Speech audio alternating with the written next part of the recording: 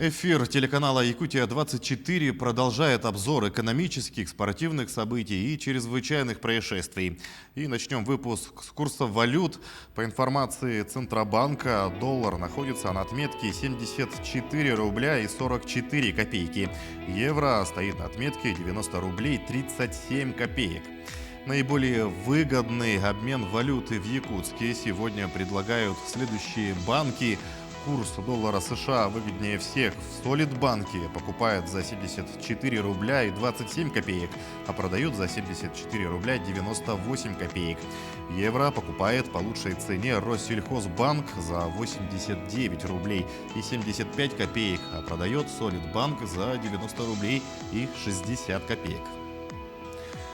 С 1 марта вступают в силу санитарно-эпидемиологические правила и нормы содержания территорий городских и сельских поселений. Они включают требования к уборке общедомовых помещений. В частности, подъездов. В Санпин говорится, что в общедомовых помещениях многоквартирных домов, общежитиях и центрах временного проживания должна проводиться ежедневная влажная уборка. Также необходимо проводить дезинфекцию ствола мусоропровода при его наличии в доме не реже 1 раза в месяц, а влажную уборку камеры для мусора не реже 1 раза в неделю. В Общественной палате России выразили мнение, что это потребует увеличения средств на содержание многоквартирных домов. С этого месяца все лицензионные данные водосчетчиков будут вноситься в единую базу, поэтому ничего в управляющую компанию вносить больше не придется. Проверкой счетчиков должна заниматься аккредитованная служба. Именно они будут передавать все данные в единую информационную систему. Если раньше выдавали свидетельства о проверке водосчетчиков и других измерительных приборов, то, начиная с 1 марта, данный документ не является юридически значимым. Отныне коммунальные предприятия будут признавать юридическим документом запись во ВГИС «Аршин». Сейчас по новым правилам все эти сведения должны передаваться в ВГИС «Аршин», то есть электронная запись. Если раньше надо было в бумажном варианте, то сейчас каждый потребитель и управляющая компания вправе посмотреть действительность поверки, прошел ли ваш счетчик поверку, заходит на сайт ВГИС «Аршин», в поиске вводит номер своего счетчика. И потребителю сейчас не нужно обращаться в компанию и нести вот эти вот все данные, потому что управляющая компания обязана сама посмотреть, была ли проведена поверка. И не обращаться к потребителю: дайте нам какие-то бумаги, подтверждающие законность, что у вас расчеты можно проводить по вашему счетчику. Ключи от новых квартир получили 68 семей в микрорайоне Солнечный в Алдане. Дом построили по программе переселения граждан из аварийного жилфонда. Застройщиком выступила компания «Железные дороги Якутии». По словам мэра Алдана Александра Бугая, это уже 4-й дом, построенный в микрорайоне Солнечный по программе переселения. Всего на этапе до 2021 года 236 домов в городе должны быть расселены.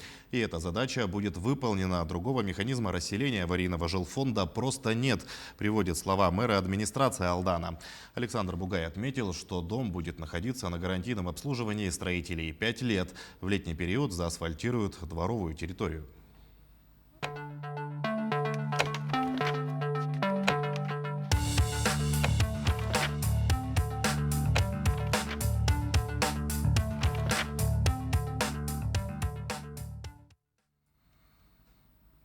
В марте в России вступает в силу ряд важных изменений в законы. Наш корреспондент Дмитрий Тымыров озвучит самые заметные из нововведений.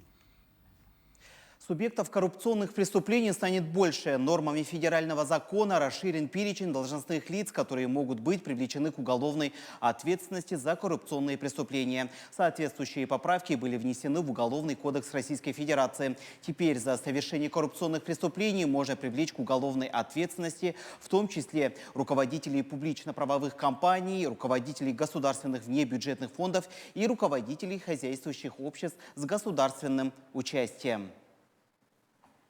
Иноагентам и СМИ грозят новые штрафы. Напомним, иноагенты – это физические лица и организации, которые занимаются политической деятельностью и получают деньги из иностранных источников. Отныне они обязаны регистрироваться в Минюсте и помечать свои материалы. Те, кто распространяет их публикации или как-то упоминает, тоже должны помечать, что вот эта организация или этот человек считается иноагентом. С 1 марта иноагентам грозит уголовная ответственность по статье «Злостное уклонение от исполнения обязанностей, определенных законодательством Российской Федерации о некоммерческих организациях, выполняющих функции иностранного агента». Например, если они злостно уклоняются от регистрации в реестре, не помечают свои публикации или собирают военные сведения без признаков госизмены или шпионажа, можно получить штраф до 300 тысяч или попасть в места лишения свободы на срок до 5 лет. Кроме уголовной ответственности никуда не делась и административная. Теперь за пропаганду наркотиков в интернете можно сесть в тюрьму. 7 марта вступает в силу поправки в Уголовный кодекс Российской Федерации. Теперь за склонение в интернете употребление наркотиков предусмотрена уголовная ответственность, наказание в виде лишения свободы сроком на 10 лет. На срок до 15 лет лишат свободы, если преступление повлекло смерти 2 и более потерпевших. Дополнительно преступнику могут запретить занимать определенные должности или заниматься определенной деятельностью в течение 20 лет и ограничить его свободу на 2 года. А вот штрафы за неповиновение силовикам выросли в несколько раз. В административном кодексе есть статья 19.3 о штрафах за неповиновение законным требованиям сотрудников правоохранительных органов, например, полицейских, ФСБ или Росгвардии. Раньше из-за этого можно было потерять 500 рублей или 1000, а также получить до 15 суток ареста. То по новому закону штрафы выросли до 2000–4000, также может быть назначено до 20 часов обязательных работ. За повторное нарушение санкции еще серьезнее. Статья распространяется и на участников митингов. Новый закон ввел штрафы из-за финансирования массовых акций, если этим занимается человек, которому по закону нельзя выделять деньги на такие цели. Можно потерять от 10 до 15 тысяч рублей для граждан, для юридических лиц штрафы еще больше. С 1 марта меняются правила обработки персональных данных. Теперь на данные, которые разрешено распространять, нужно оформлять отдельное согласие. Его форму должен установить Роскомнадзор. Если такого отдельного согласия именно на распространение нет, считается, что это запрещено. Молчание и бездействие не считается согласием. В любое время можно запретить передачу разрешенных для распространения данных. Эти нормы не работают, если обработка проводится госорганами в рамках законных процедур. Между тем, за нарушение закона о персональных данных вдвое повысили штрафы. За обработку без обязательного согласия юридического лица могут потерять 150 тысяч рублей. Отныне в электронную трудовую книжку можно включить сведения о стаже работы до 2020 года. Это станет возможным 7 марта. Раньше было только начиная с 2020, когда ввели электронный формат сведений. Для отражения данных о стаже нужно подать заявление в пенсионный фонд. Льготы при поступлении стали бессрочными. Сироты, дети без попечения родителей, ветераны боевых действий имели льготы при поступлении в вуз на бюджет. Они могли поступать независимо от результатов экзаменов по квотам. Такой порядок действовал до 1 января 2021 года, но теперь он стал бессрочным. С этого месяца запрещено высаживать детей, не оплативших проезд. Так, детей до 16 лет запрещено высаживать из общественного транспорта, даже если у них нет билета или не оплачен проезд. Ребенка нужно довести до той остановки, куда он планировал добраться. Штрафовать за неоплаченный проезд его тоже нельзя. Эта норма не действует, если ребенок едет с совершеннолетним сопровождающим. Тогда при безбилетном проезде придется покинуть салон на ближайшей остановке. С 1 марта дорожных знаков ПДД и на дорогах станет больше. Так появится новый знак фото-видеофиксация. Он заменит применяемые сейчас табличкой о фиксации нарушений ПДД изображение фото-видеокамеры на белом или желтом фоне. Их устанавливают вместе с основными знаками, что показывает водителям, какие именно нарушения регистрирует автоматически видеокамеры в этом месте. Ставить знак непосредственно перед камерой не будут. Его действие будет распространяться на целый дорожный участок. Вне населенных пунктов за 150-300 метров до зоны контроля населенных пунктов вместе со знаками начала населенного пункта. Новый знак не уточняет, какие конкретные нарушения ПДД фиксирует в автоматическом режиме.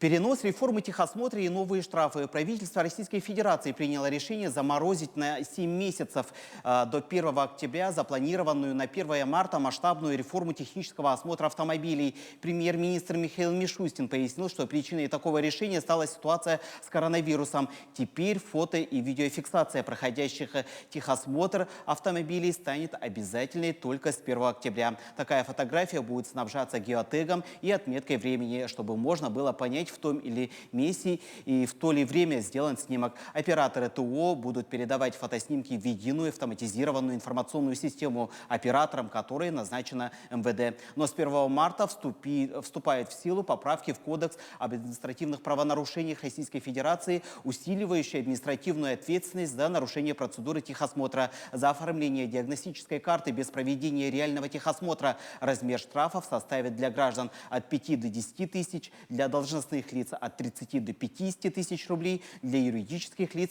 от 200 до 300 тысяч рублей. Аналогичные штрафы предусмотрены за оформление диагностической карты транспортному средству, у которого при ТО выявили неисправности. Продолжаем выпуск. Национальная платежная система МИР предоставит банкам возможность подключать карты к системе бесконтактной оплаты Apple Pay. Подробнее в экономическом обзоре расскажет Нургуяна Иванова. Нургуяна, здравствуй. Когда это станет возможно? Сергей, я тебя приветствую. Банки с 27 апреля смогут привязывать карты МИР к мобильному кошельку Apple. Отмечу, что пока их можно подключить только к смартфонам с Android через Samsung Pay и Mir Pay. Поэтому отсутствие возможности добавлять карту МИР в Apple Pay делало эту платежную систему неконкурентоспособной по сравнению с международными системами Visa и MasterCard. Это новости экономики на Якутия-24. В студии работает Нургуяна Иванова. Названы регионы России с самой высокой средней зарплатой. В тройку лидеров вошли Магаданская область, Чукотский автономный округ, Ямало-Ненецкий автономный округ. Об этом говорится в исследовании Фонда развития гражданского общества. Критериями исследования стали отношение ежемесячной средней заработной платы к стоимости потребительской корзины. Как объясняют авторы исследования, чем больше их соотношение, тем выше позиция субъекта в рейтинге. В итоге в топ вошли 37 из 85 российских регионов. Также в рейтинг вошли Чукотка, Москва, Ненецкий автономный округ, Якутия, Санкт-Петербург. Замыкают десятку Ханты-Мансийский автономный округ, Мурманская область и Тува. Компания Nordgold завершила предварительную экономическую оценку проекта Tokka в Якутии и планирует начать добычу золота в 2024 году. Строительство на месторождении компания планирует начать в 2022 году. Среднегодовая добыча составит 168 тысяч унций, а всего Nordgold рассчитывает произвести порядка 2 миллиона 37 тысяч унций золота за время реализации проекта. Минеральные ресурсы Tokka оценивают в более 3,5 миллионов унций золота. Добыча руды из 2 карьеров составит 14 миллионов тонн в год. Совокупные денежные затраты составят $637 на унцию золота. Инвестиции в проект на стадии до начала производства золота составляют свыше $306 миллионов. Золотодобывающие компании Якутии в 2020 году выплатили в бюджет региона в общей сложности 12 миллиардов 800 миллионов рублей. Для сравнения, в 2019 году суммарный объем выплат составил 8 миллиардов рублей. Рост вызван увеличением производственных мощностей на предприятиях Нерюнгри Металлик, Полюс Алдан, Селигдар и Тарынская золоторудная компания. Также в прошлом году в регионе произведено свыше 39 тонн золота. Данный показатель является рекордом для Якутии. В этом году планируется произвести свыше 40 тонн драгметалла. Власти Якутии заложили 40 миллионов рублей на создание авиаотделения для защиты лесов в Арктике. Это отделение будет прикрывать арктические и северные территории и появится в поселке Батагай Верхоянского района. Отметим, что в последние годы на этих территориях происходит большинство пожаров. Так, за последние 3 года площадь, пройденная огнем, увеличилась практически в 5 раз. В декабре прошлого года глава Якутии Айсен Николаев поручил создать подразделение по авиационной охране лесов в арктической части региона. Сообщалось, что оно будет базироваться в поселке Батагай Верхоянского района, который входит в арктическую зону Российской Федерации. Власти Якутии направят 38 миллиардов рублей на реконструкцию аэропортов на период до 2024 года. Об этом сообщил первый вице-премьер правительства Алексей Колодезников. Он также отметил, что в программу включена реконструкция комплекса и взлетно-посадочная полоса в Алекминске. Что касается субсидированных билетов из Якутска в Москву и Санкт-Петербург, то, по его словам, ситуация находится на особом контроле. Решение вопроса по субсидии ожидается в марте. Компания «Алроса» выставила на торги в Дубае алмаз ювелирного качества весом более 242 карат. Сообщается, что это один из крупнейших кристаллов, добытых группой с 2000 года. В предыдущий раз в открытую продажу лот подобного уровня был выставлен 5 лет назад. Юбилейный аукцион номер 100 состоится 22 марта. Просмотры пройдут в торговом представительстве «Алросы» в Дубае с 14 по 21 марта. Компания также выставит еще 2 крупных алмаза и дополнительный ассортимент алмазов. На этом у меня все. Оставайтесь в курсе экономических событий на Якутия-24. Сергей, передаю тебе слово. С экономической ситуацией в стране и регионе нас ознакомила Нургуяна Иванова. Мы продолжаем выпуск. Как помочь ребенку выбрать востребованную профессию? В Центре опережающей профессиональной подготовки проходит мероприятие «День профессий будущего». Цель проекта – помочь школьникам открыть как можно больше возможностей при выборе будущей профессии. С нами на прямой связи находится наш корреспондент Саргалана Неустроева. К сожалению, связь с Саргаланой прервалась. Как только связь наладится, мы расскажем об этом проекте. Фрегат «Адмирал Григорович» Черноморского флота России зашел в порт Судан впервые в новейшей истории. Об этом сообщили в отделе информационного обеспечения Черноморского флота. В ходе визита моряки судна пополнят материальные запасы фрегата и отдохнут после участия в многонациональном военном морском учении «Оман-2021» в Аравийском море. В будущем в порт Судане будет создан пункт материально-технического обеспечения военно-морского флота России. В ведомстве отметили, что его открытие отвечает целям поддержания мира и стабильности в регионе, носит оборонительный характер и не направлено против других государств.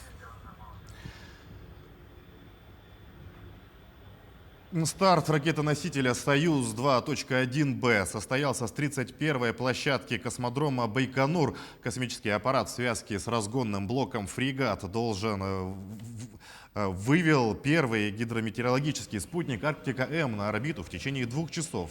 Спутник «Арктика-М» планируется использовать для мониторинга окружающей среды в арктическом регионе. Ожидается, что спутники «Арктика» пополнят состав российской гидрометеорологической и космической группировки.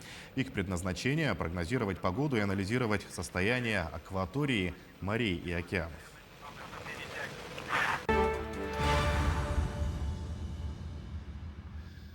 Далее о мировых новостях. Индийская ракета-носитель вывела на орбиту бразильский спутник. Он предназначен для наблюдений за поверхностью Земли, рассказывает Сергей Берец.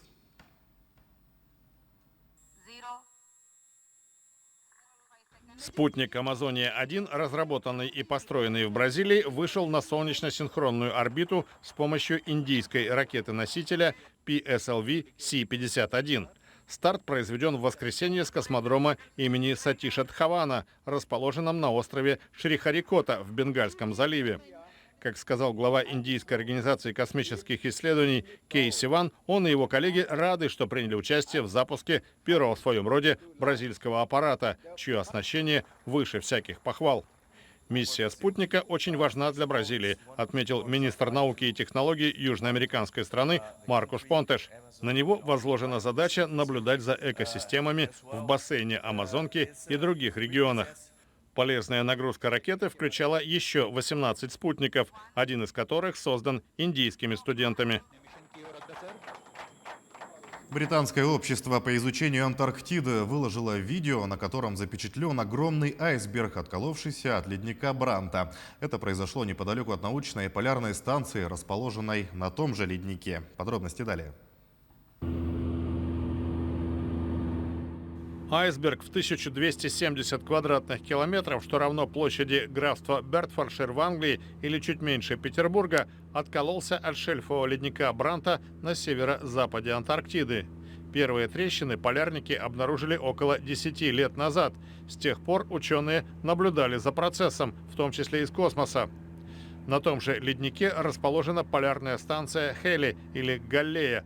Угрозы для жизни и здоровья людей на базе нет. Персонал на ней сокращен еще в 2017 году, когда стало ясно, что катаклизм может произойти практически в любое время. По мнению специалистов, дальнейшее деление отколовшегося айсберга более чем вероятно.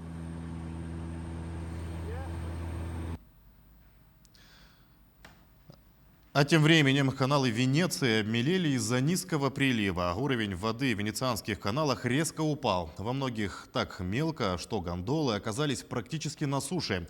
В чем причины такого явления? В следующем сюжете. Как правило, когда речь заходит о погоде в Венеции зимой, звучит словосочетание «аква-альта» или «высокая вода». В эти дни здесь наблюдается прямо противоположная картина. Крайне низкий уровень прилива почти обнажил дно каналов. Уровень упал до отметки минус 48 сантиметров. Гондолы и прочие плавсредства оказались едва ли не на суше. Установленная в лагуне автоматическая дамба «Моисей», предназначенная для защиты города от наводнений, временно осталась без работы. А на самом юге Италии, на острове Сицилия, вулкан Этна выбросил новый заряд пепла и камней из юго-восточного кратера. Последствия извержения наблюдаются в близлежащих населенных пунктах, в том числе в Джарре. Из-за этого скорость движения на дорогах упала до минимума, а на коммунальные службы легла дополнительная нагрузка. Жителям пришлось вооружиться метлами и тачками для очистки улиц. Жители пустили в дело постоянно находящиеся под рукой метлы, швабры, совки и тачки, чтобы навести порядок. Такая же картина наблюдается в соседнем городе Чиреале. Прогнозы неутешительные. По данным Национального института геофизики и вулканологии, сейсмическая активность пока только нарастает. Еще одна новость из Апеннинского полуострова. На раскопках в Помпеях археологи нашли четырехколесную древнеримскую церемониальную колесницу. Об этом сообщили в археологическом парке Помпей. Найденная колесница хорошо сохранилась. На кадрах видно, что транспортное средство было сделано из железа, бронзы и олова. Древний город Помпеи был погребен под слоем пепла во время мощного извержения вулкана Везувий в 79 году нашей эры. На сегодняшний день этот район является обширным археологическим памятником, внесенным в список всемирного наследия ЮНЕСКО. Помпеи продолжают удивлять людей открытиями, и так будет продолжаться еще несколько лет, поскольку еще предстоит раскопать 20 гектаров. Прежде всего, это показывает, что это место еще можно улучшить и привлечь туристов со всего мира. В то же время могут проводиться исследовательские работы и поиски.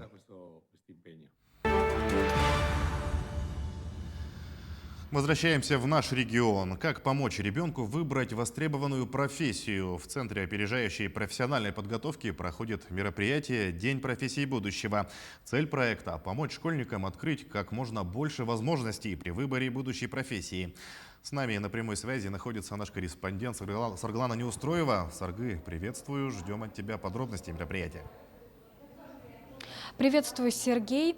Мероприятие проходит в онлайн-формате на платформе Zoom. Зарегистрировалось уже порядка 7 тысяч участников. Это школьники, студенты, родители, преподаватели и все те, кто желает изучить новую профессию.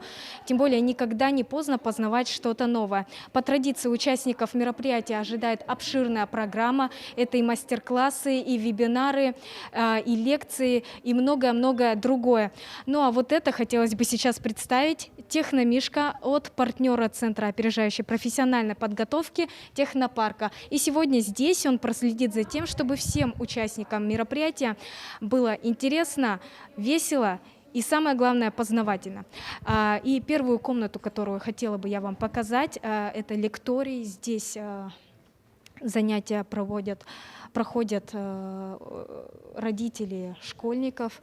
Для них разработана специальная методика по подготовке детей к профессии, к выбору профессии. Следующая комната – это комната школьников, где дети проходят тест в рамках федеральной программы «Билет в будущее».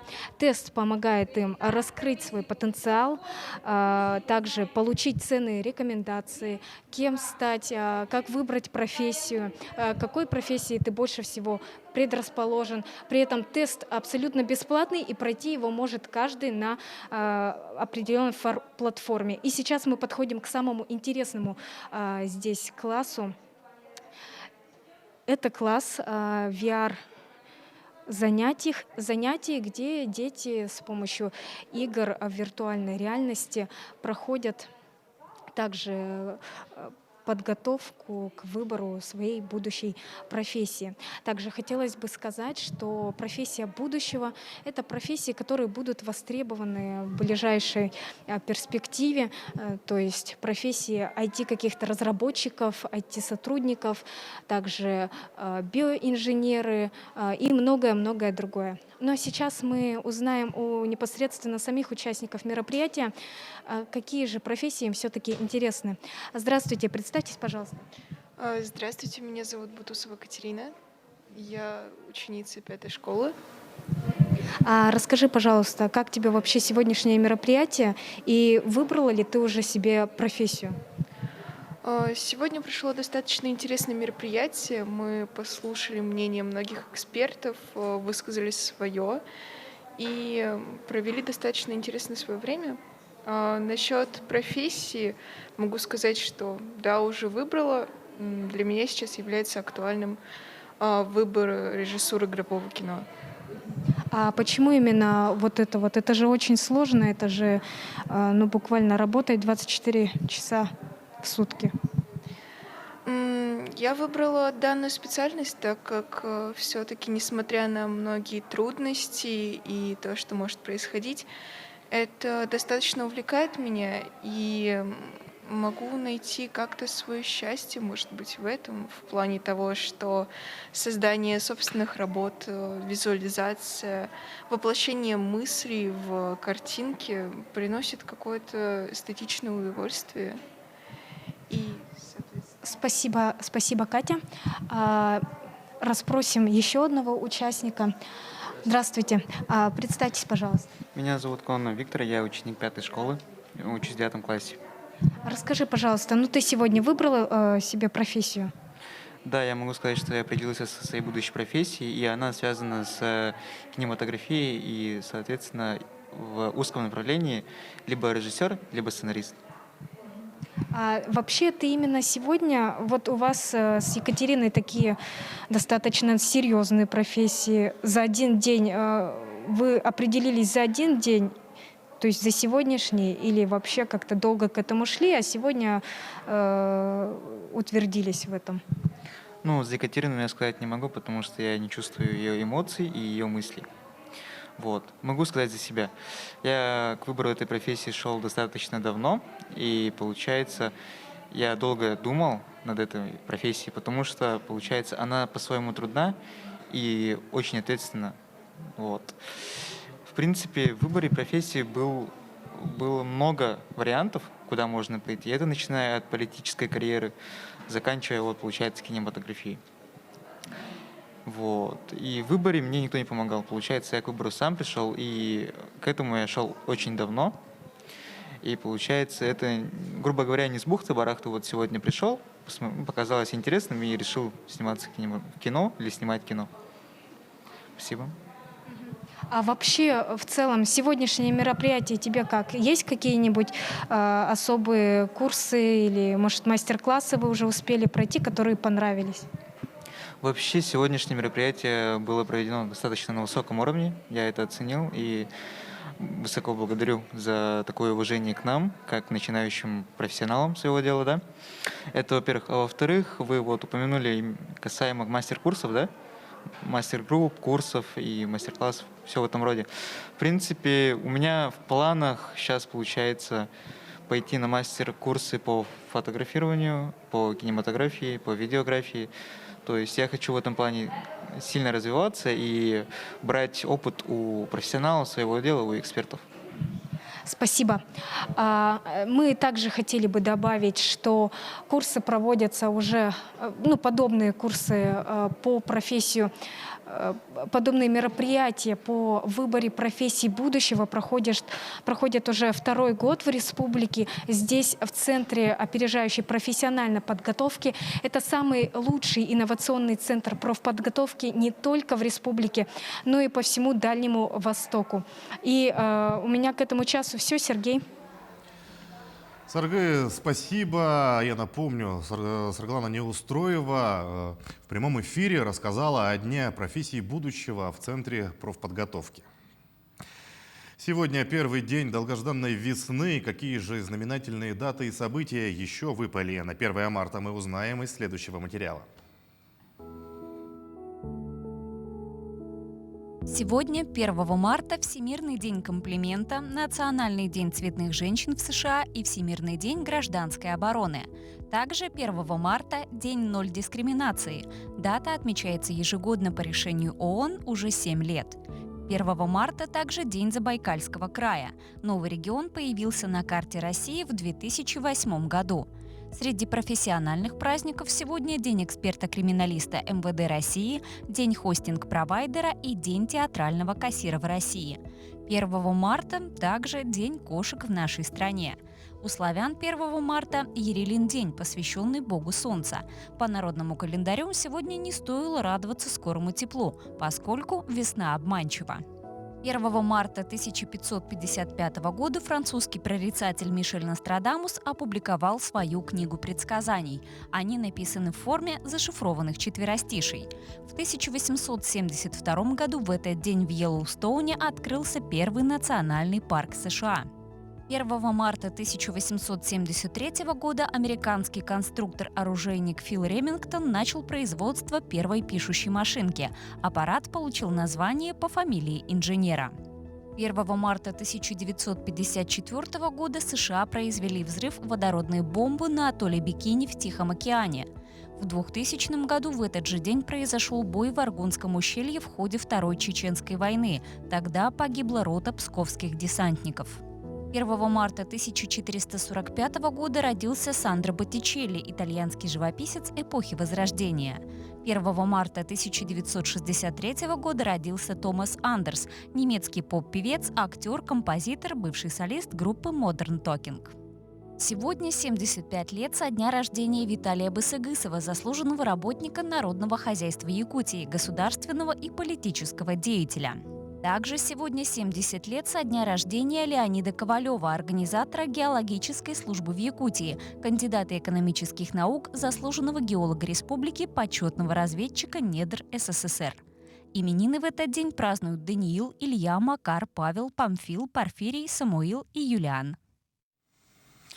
Кто возглавит Совет алданских ветеранов? Напомню, Салим Козырев, председатель старейшей и массовой общественной организации, возглавлявший ее почти 40 лет, слагает свои полномочия. О том, кто же станет его преемником и как будут реализовываться начинания, узнаем у нашего корреспондента Татьяны Вахниной. Коллеги, приветствую! Совет ветеранов войны, тыла и труда является одной из старейших и наиболее массовых общественных организаций в Алданском районе. Сегодня в Совет входят порядка 7 тысяч ветеранов. Актив насчитывает 1,5 десятка человек. Для своих подопечных члены актива стали средоточием оптимизма и жизнелюбия. Для одиноких пожилых людей внимание дороже самого ценного подарка. Поздравления с праздниками, проведение встреч, посещение подопечных на дому – это лишь часть задач, выполняемых Советом. Ветераны идут за помощью к активу по самым разным вопросам. В последние 12 лет Совет возглавлял Салим Козырев. Салим Абдулович слагает полномочия, и после отчета членами президиума на эту должность будет избран новый председатель. У нас, конечно, есть сложности в том плане, что наше поколение как никогда стареет почему-то. Вот. И вот эти перевыборы сейчас будут очень сложными, потому что наше старшее поколение уходит. 70% те, которые уже ушли в иной мир. Поэтому нынче надо омолаживать президиум районного совета. Салим Абдулович планировал начать работу по организации школ третьего возраста в Алданском районе. Ожидалось, что в клубах и кружках по интересам пожилые люди смогут вновь ощутить радость жизни. Актив Совета надеется, что это начинание будет воплощено в жизнь. Коллеги. Накануне утром в районе села Малькова Корсаковского района Сахалинской области 26 рыбаков оказались отрезанными от берега. Об этом сообщили в пресс-службе МЧС России. Невзирая на предупреждение об опасности выхода граждан на лед, мужчины отправились рыбачить на море. Порывом ветра льдины с рыбаками откололась и от берега, и удильщики оказались отрезаны от суши. К месту происшествия выдвинулись сотрудники Государственной инспекции по маломерным судам и спасатели. Всего к спасательной операции привлекалось 12 человек и 7 единиц техники. Уже днем спасатели доставили рыбаков на берег. Жительница города Удачный инвестировала мошенникам более 2 миллионов рублей. Женщина стала жертвой популярной схемы киберпреступников, обещающих сверхприбыль в кратчайшие сроки. В начале февраля текущего года жительница Удачного наткнулась в интернете на рекламу инвестиционной площадки. Заинтересовавшись, она прошла по ссылке и оставила заявку. Подробности у моего коллеги Юрия Осипова в рубрике «Чрезвычайные происшествия». Юра, здравствуй. Расскажи, каким образом мошенники обманули женщину? Здравствуй, Сергей. По информации МВД региона, вскоре с ней связался мужчина, который представился рейдом брокерской фирмы. Под его руководством женщина перевела на виртуальный кошелек 12,5 тысяч рублей. Со слов незнакомца, первое вложение якобы оказалось очень удачным. Обрадованная своим финансовым успехом, потерпевшая решила заработать еще больше и отправилась в банк за крупной суммой денег. В общей сложности женщина перечислила мошенникам более 2 миллионов рублей, но прибыли из своих денег она так и не получила. Здравствуйте! В эфире обзор чрезвычайных происшествий. В студии Юрий Осипов. Следователи проводят процессуальную проверку по факту обнаружения тела неизвестного мужчины после локализации пожара в двухэтажном многоквартирном жилом доме в поселке Айхал Мирнинского района, в результате которого сгорело здание на площади 360 квадратных метров. На месте происшествия обнаружили фрагменты тела человека. Личность погибшего устанавливается. Также в медицинское учреждение доставлены 2 пострадавших, которым оказывается необходимая помощь. Житель Кобяйского района обвиняется в убийстве отца по неосторожности. Об этом сообщает прокуратура Якутии. В суде установлено, что между подсудимым и его отцом произошла ссора. Отец стал избивать подсудимого, на что он в ответ толкнул его в грудь. В результате потерпевший, потеряв равновесие, упал и, падая, ударился головой об деревянный подлокотник углового дивана. Получив травму головы, он, не приходя в сознание, скончался через непродолжительный период времени. По результатам рассмотрения уголовного дела суд приговорил мужчину к назначению наказания в виде ограничения свободы сроком на 8 месяцев. Житель Мегино-Кангаласского района осужден за незаконное предпринимательство. По информации прокуратуры Якутии, уголовное дело возбуждено по результатам совместной проверки прокуратуры с правоохранительными органами и налоговой службой. Подсудимый приобрел в 2019 году у индивидуального предпринимателя здание торгового центра «Азия» в поселке Нижний Бестях Мегино-Кангаласского района. В последующем, являясь собственником нежилого помещения, он сдал в аренду помещение данного торгового центра, находящееся на 1 и 2 этаже здания. Предпринимательская деятельность осуществлялась подсудимым без регистрации, при этом он укрыл свой доход от налоговой службы. По результатам рассмотрения уголовного дела суд с учетом признания вины, полной оплаты налогов, а также позиции государственного обвинителя приговорил подсудимого к назначению наказания в виде штрафа в размере 150 тысяч рублей. Полицейские установили подозреваемых в краже в Нерюнгринском районе Якутии. Подозреваемыми оказались 22 и 20-летние жители поселка Иенгра. Выяснилось, что в день происшествия молодые люди распивали спиртные напитки, после чего решили покататься на буране. Вот только бензина в нем не оказалось. Тогда приятели решили воспользоваться чужим топливом. Зная, что в гараже у знакомой стоят канистры с нужным горючим, злоумышленники взломали навесной замок, проникли внутрь и похитили 2 канистры с бензином, после чего заправили снегоход и поехали кататься. В их отношении возбуждено уголовное дело. Мошенники обманули якутянина, представившись сотрудниками банка. На мобильный телефон 45-летнему мужчине поступил звонок. Звонивший сообщил, что ему предусмотрены 9 тысяч рублей в качестве кэшбэка за использование банковской карты. Заинтересовавшись выгодным предложением, мужчина согласился. Тогда мошенник попросил потерпевшего назвать реквизиты карты, а также поступившие на номер телефона СМС-коды. Однако после того, как потерпевший выдал всю необходимую информацию, с его счетов было похищено около 17 тысяч рублей.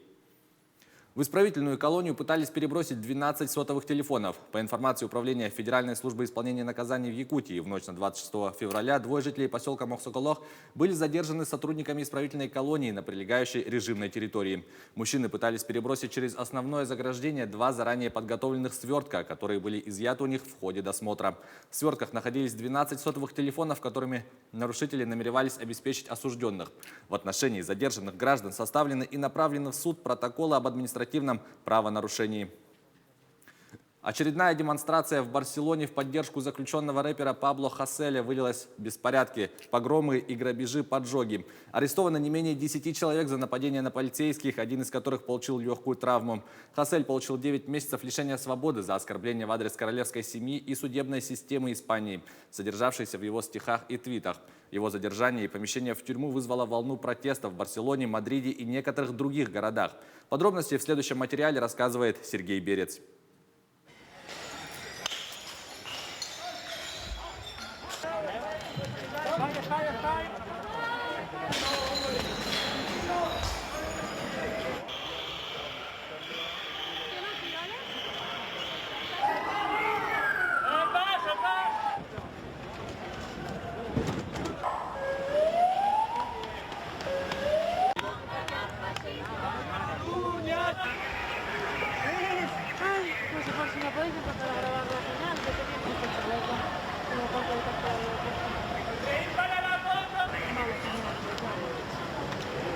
Это была рубрика «Чрезвычайные происшествия». Берегите себя и до встречи в эфире.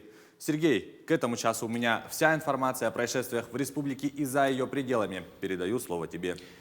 Юра, спасибо, а мы идем далее. В Якутии началась подготовка к пожароопасному сезону. Так стартовали тренировки сотрудников авиалесоохраны по десантированию с вертолета Ми-8. Каждый пожарный выполнил спуск с высоты от 10 до 40 метров в специальном снаряжении. Напомним, первыми тренировку проходят бойцы парашютно-десантной пожарной службы Якутского, Покровского, Сангарского, Амгинского и Вилюйского авиаотделений. Предварительно они прошли медкомиссию, обучение, сдали экзамены и зачеты. Первые разы, да, как бы незнакомо было, с годами привыкли, уже как обыденная работа. Все знают. Пожары, они, можно сказать, что все разные. Да, в зависимости от сложности. Есть несложные пожары, есть очень сложные, затяжные, большие. Поэтому, тем не менее, работаем, делаем свое дело. В минувшие выходные, показав слаженную игру, сборная Алекминского района одержала победы над всеми соперниками и впервые в истории стала чемпионом республики по волейболу среди мужских команд первой лиги. Подробнее об этом и о других новостях в мире спорта расскажет Полина Долинская. Полина, приветствую, ждем от тебя подробностей. Сергей, я тебя приветствую. Первая лига чемпионата Якутии по волейболу среди мужских команд проходила с 23 по 28 февраля. Медали соревнований оспаривали 6 сильнейших составов на площадке Дворца спорта «50 лет Победы». В результате победу одержала команда Алекминского района, на втором месте спортсмены из Намского района и третье место заняла команда города Якутска. Это новости спорта на телеканале «Якутия-24», в студии Полина Долинская. В матче регулярного чемпионата Национальной хоккейной лиги Нью-Йорк Айлендерс на своей площадке обыграл Питтсбург. Результат встречи – счет 2-0. Результативными шайбами отметились на 20-й минуте Оливер Уайлдстрём и Жан-Габриэль Пажо. Проявил себя на 35-й минуте встречи. Российский вратарь хозяев Илья Сорокин отразил 20 бросков, тем самым став 8-м вратарем в истории лиги, не пропустивших ни одной шайбы в двух первых победных матчах в регулярном чемпионате. Он второй голкипер, отыгравший на 0 две встречи подряд в дебютном сезоне.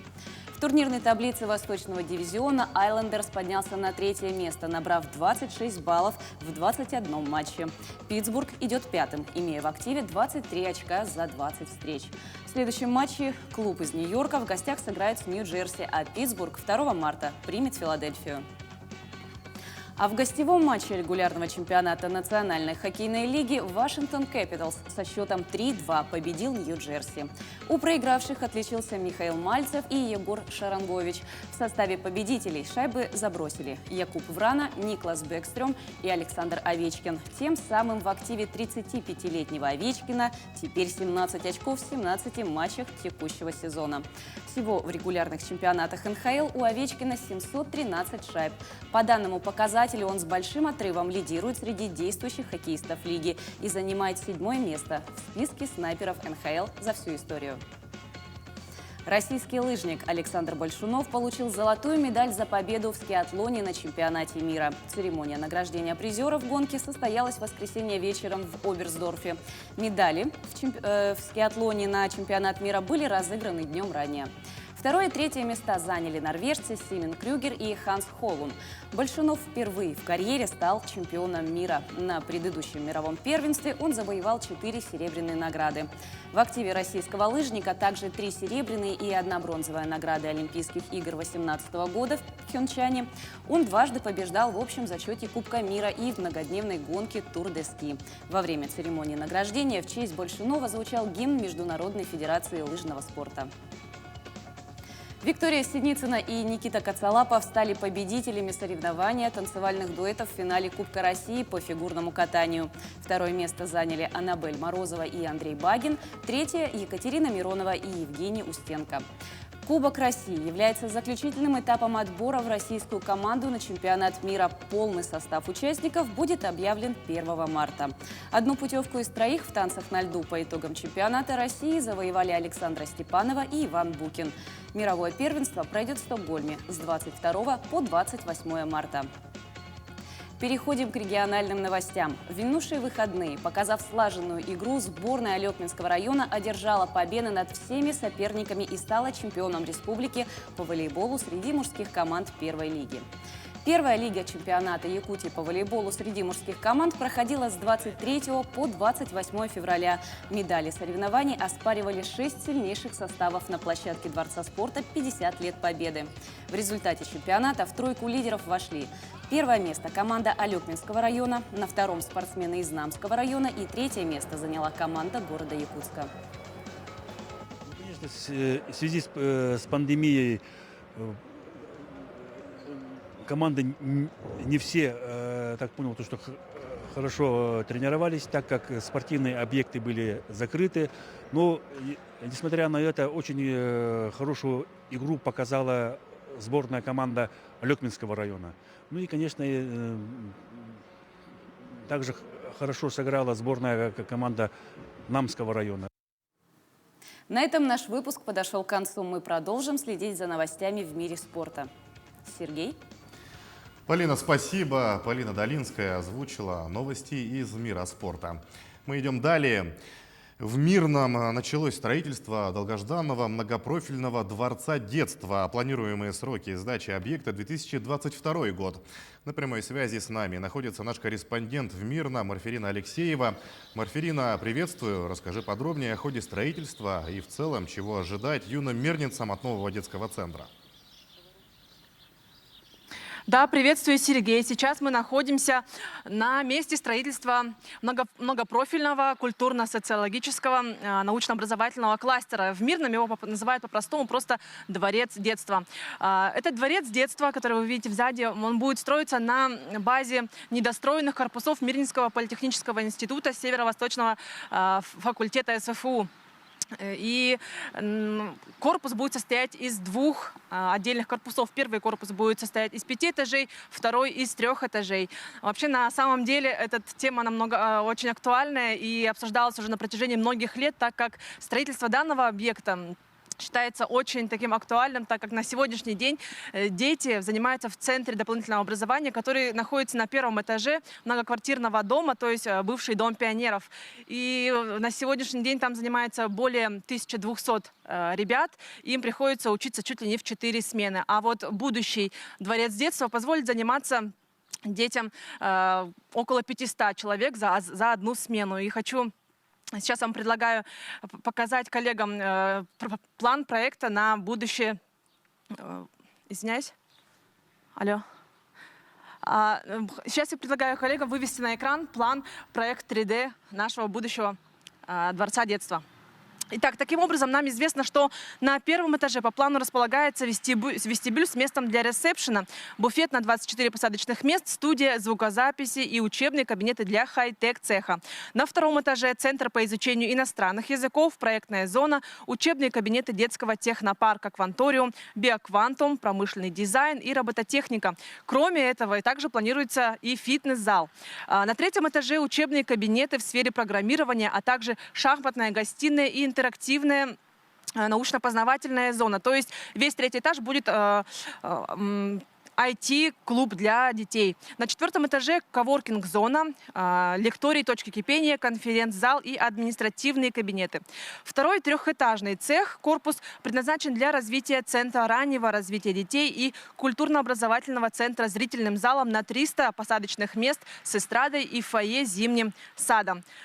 Таким образом, сдача объекта планируется в 2022 году. Финансирование данного объекта составляет более 300 миллионов рублей. На сегодняшний день акционерная компания «Алроса» уже выплатила 230 рублей на финансирование данного объекта, а также остальное будет за счет финансирования районного бюджета и грантовой поддержки федеральной. Сергей? Марферина, спасибо. Действительно очень интересный проект. Будем ждать окончания строительства.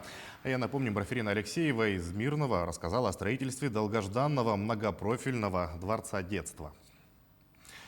Известный российский блогер-архитектор Илья Варламов снова приехал в Якутию. Сейчас он находится в Аймяконском районе. Блогер провел прошедшую ночь в стойбище оленевода. В своем инстаграм-аккаунте он поделился впечатлениями, рассказал, каково это спать в брезентовой палатке в минус 40, даже если в ней имеется печка.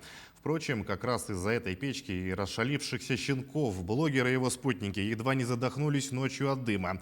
К счастью, обошлось без происшествий. Напомню, Илья Варламов держит путь дальше, в Магадан. Известный российский актер Данила Козловский и музыкант Леван Горозия приедут на первый молодежный фестиваль «Мусустар», который пройдет 27 марта в столице республики. Данила Козловский, который также является режиссером, проведет мастер-класс по режиссуре и актерскому мастерству. Он вручит подарки самым талантливым в сфере кино молодым якутянам. А уроженец Якутии и хедлайнер фестиваля Леван Горозия представит живое выступление на сцене «Триумфа». Кроме того, со своей программой приедут звезды фигурного катания во главе с российской фигуристкой Алиной Загитовой. Шоу будет сопровождаться живым выступлением всемирно известного скрипача Эдгара Акопяна. Где есть чай, там под елью рай. Но какой же чай без самовара? Знает все об этом предмете быта житель Якутска, работник домофонной компании, по совместительству и самоварный доктор Айболит Игорь Кудрявцев. Он большой коллекционер и реставратор самоваров, всецело поглощенный своим увлечением. Ульяна Шагина подробнее. Глядя на торжественно сверкающие пузачи, даже трудно представить, что когда-то в руки Игоря Кудрявцева они попали старыми, дырявыми и черными от угля и сажи. Видите, все счищается. Вот, допустим, кувшин, он тоже чистится до латуни, колосник я меняю. Свое необычное хобби Игорь начал всего 6 лет назад и уже собрал серьезную коллекцию. Это более 100 самоваров разных годов и даже веков. Рюмки, кастрюльки, банки, шарики и фонарики. Формы у самоваров бывают самые разные. О каждом из них он может рассказывать часами. Самовар, форма шарик, ну или шар, был приобретен мною в Финляндии. То есть я списывался с человеком, который в Финляндии продавал этот самовар. Выпуск этого самовара, ну я думаю, конец 19-го, начало 20 века. Самоварная фабрика Берта Густавны Тейли. Кстати, в Якутии в основном распространены самовары именно этого тульского торгового дома имени Берты Густавны Тейли. Огромные, латунные, их производство было поставлено на поток фабрикой Тейли в 1870-х годах. Удивительно, спустя столько времени прикоснуться к истории, а ведь многие самовары до сих пор имеют следы тех времен. Вот эти приказчики, да, сделали договор, может быть, с местным губернатором или как. Ну вот в основном, вот, как сказать, если из большего количества самоваров приносят мне в реставрацию, то чаще всего Тейли. Но есть у Игоря и самовары других фабрик – Баташовых, Шимариных, кроме того, Захряпинские, Вятские, Тульские и Московские самовары. Чтобы найти утерянные детали на их реставрацию, мастеру приходится связываться с другими мастерами со всей России. Вот Саша в Армавире, он точит деревяшечки новые. Вот эти он мне деревяшечки выточил, чтобы я их смог поставить вот на эти ручки. Вот сюда вот. Но это только детали. Основную же работу приходится все же выполнять самому. Выровнять и выстучить смятые стенки, где-то подпилить, а где-то зашкурить. Работа кропотливая, но как приятно потом пить чай из сверкающего и чистого самовара. Кстати, подогреть воду в таком самоваре – отдельное искусство, а вдвойне приятно пить свежезаваренный чай. Мастер утверждает, что он не только вкусный, но и полезный. Ульяна Шагина, Георгий Григорьев, Якутск.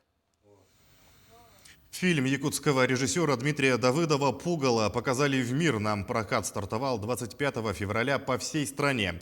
Ленту обсуждают кинокритики, отзывы пишут и российские звезды. Наша съемочная группа решила узнать, в чем феномен пугала и как мирненцы восприняли мистический сценарий.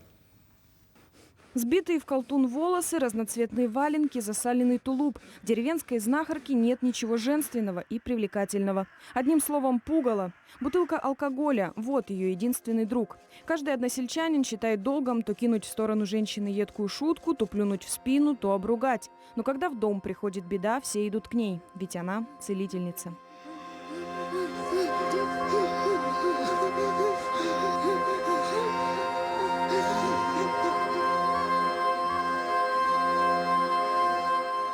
Тема белой вороны, тема самопожертвования, почему человек может отдать свою жизнь ради других. И стала интересна тема вот этого дара, да? Потому что для остальных это дар, для нее проклятие. Несмотря на всероссийскую славу кинокартины, она уже получила главную награду «Кинотавр». Мирненцев пугало, похоже, в буквальном смысле распугало. Первый день проката кинозал алмазной столицы и наполовину не заполнен. Впечатления от фильма неоднозначные. Расскажите, понравилось вам? Да, нормально. Ожидали чего-то большего или... Я сам не знал, просто вот, нечаянно сюда попал. Фильм очень тяжелый и очень жизненный. Вообще очень радует, что у нас в Якутии развивается кинематограф наш и создаются такие уникальные фильмы. Уникальным пугало считают не только мирненцы, но и российские знатоки. Уровень якутского кинематографа за последние 2 года заметно вырос. Журналист и кинокритик Антон Долин определил для себя главный ингредиент успеха. Есть главный компонент – талант. Талант – это смелость, это не бояться никаких неожиданных решений. Но то, что в Якутии режиссеры и продюсеры не только не боятся этих решений, но не боятся своего зрителя – это что-то невероятное. Пугало собирает в российских кинопрокатах аншлаги. Произойдет ли это среди соотечественников режиссера Дмитрия Давыдова, покажет время. В любом случае кинокартину стоит посмотреть, будет над чем поразмышлять. В кинотеатрах Алмазной провинции фильм закончит показывать 10 марта. Анна Брянская, Кирилл Шолохов, телеканал «Алмазный край». В завершении выпуска о погоде в крупных городах Якутии. В Алдане переменная облачность, днем минус 26 градусов, порывы ветра от 3 до 10 метров в секунду. Вечером обещают минус 31, а ночью минус 33. В Ленске сегодня минус 22, вечером минус 29, ночью еще холоднее, минус 31. Синоптики прогнозируют ветер до 9 метров в секунду. В алмазной столице минус 26 градусов, ветер до 4 метров в секунду. Вечером минус 33, а ночью столбик термометра опустится до минус 37 по Цельсию. В Нерюнгри минус 25, ветер от 2 до 6 метров в секунду. Вечером минус 32, ночью минус 38 градусов. И о погоде в столице. В Якутске минус 25, ночью температура опустится до минус 31.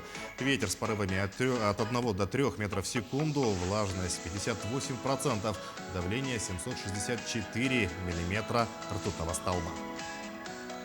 Наши корреспонденты продолжают следить за развитием событий. Спасибо за внимание, берегите себя, носите маски, не забывайте соблюдать безопасную дистанцию. Оставайтесь с нами.